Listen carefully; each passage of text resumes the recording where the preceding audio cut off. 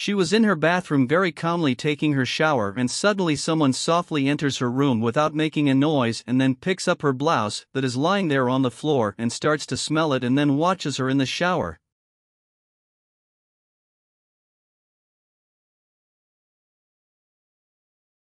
So when she removes the towel from the shower, she is startled to see her future son-in-law there watching her. She curls up in the corner of the bathroom and covering herself with the towel and then asks him what he is doing in her room. He then says he went to see her, so she opens the shower and tells him to get out of there and says that he is her daughter's husband. He then asks her to calm down and says he just wanted to talk to her. She says that there is no place for them to talk and that she doesn't have anything to talk to him about and that they have nothing to talk about, and at that moment she asks for his blouse and takes it out of her hands, and he keeps asking for calm. But she does. Pushes out of her room, closing the bathroom door. As she stands there thoughtfully, he is still in her bedroom and propped up against her bathroom door. Soon, but he is in the room with his fiancé, while the girl looks at the preparations for her wedding, all happy, showing him the decorations and says they are perfect and asks for his opinion, saying that he has to help her too, and he just keep quiet. At that moment her mother leaves the room and goes to the room where the two are. She is happy to see her mother there and says she didn't even know she was home, and asks her to sit there for the wedding details. She then walks away and her mother sits between the two and kind of suspiciously doesn't say anything, and her daughter is all excited, showing the things she wants to do in her wedding. She then shows a dress and says it's beautiful, but as she shows things to her mother, her fiancé strokes her mother-in-law's arm and back right there beside her. And the daughter keeps saying she's in love and the mother says it's really pretty. The girl keeps showing it, and then shows the shoe she wants to wear on her wedding day, only she is not sure due to the heel size and that she is not used to wearing very high heels, and she then says that she is thinking about it. Or something lower and more comfortable, that she feels good because otherwise it will work. The mother then says that she has to be very comfortable in her marriage. The daughter then says that she really needs her mother's help to decide on her honeymoon. The mother then says that it is very personal and that they have to decide. She then says that if she could take her with them. Her mother is then amazed at her daughter's attitude. But the daughter says yes, because she is her best friend and that her mother had to be with her at that important moment in her life. The mother then says amazed me, and she says yes. Then her mother says she remembered that she has to do something very important and that she will be back. She gets up and leaves, leaving the two of them there. The girl then goes back to her fiancé and says that she thinks that shoe is wonderful, only the size they have to see in the store. But while she was talking he didn't pay attention to anything she said, and confirmed everything and saying that she could choose whatever she wanted, and she agrees, because it was her dream. Later she is in her room sleeping and then dreaming, starts to struggle on the bed impatiently, and then he approaches her and starts kissing her on her neck. She turns around and he continues kissing and caressing her, when suddenly she wakes up scared, sitting on the bed, realizes it was just a dream.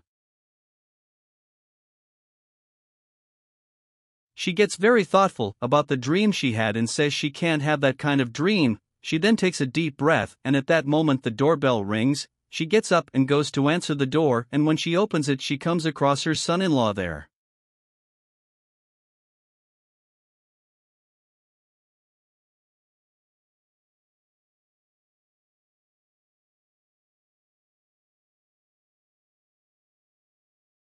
She then asks him what he is doing there at that time. He greets her and she says that his fiancé is not at home, and he says he knows and goes in and says that he did not go there to see his fiancé. He then approaches of his mother-in-law and he wants to grab her, but she pushes him away and asks him if he's crazy and that he's her daughter's fiancé.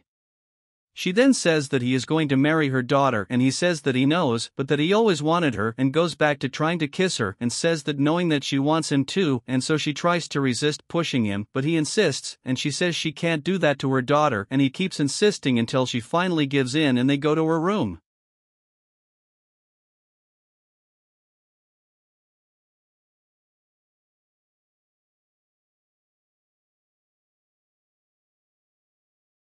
Then the big day arrives and her daughter is very happy with her marriage, saying that she can't even believe that the big day has arrived. Her mother then asks her if she's sure it was what she wanted for her life. She, without thinking, she answers yes and says that her fiancé is very attentive to her, that he takes care of her, and that above all he is faithful and that he is the man she dreamed of for her life.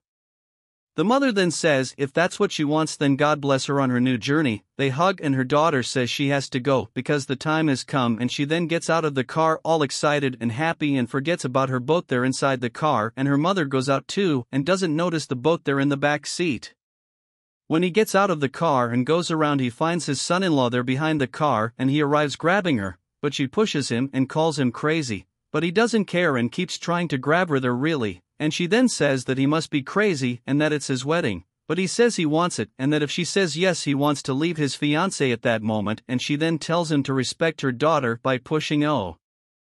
At this the bride realizes that she forgot her bouquet in the car and so goes back to get it, but to her surprise she finds her fiancé and her mother making out right there on her wedding day. She stops and thinks and then screams who wants to know what's going on there, and the two then get scared and separate, and he says she's getting it all wrong.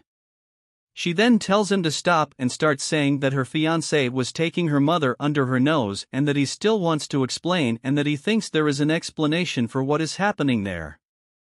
Her desperate mother then calls her to be able to talk, that they have to talk, but the bride says that she was taking her fiancé and that she had no consideration for her who was her daughter. He then says he loves her, and her asks her to calm down, while he says he loves her, and the mother then tells her to think about what she's going to do. Meanwhile the bride stands there and he approaches her saying that loves her.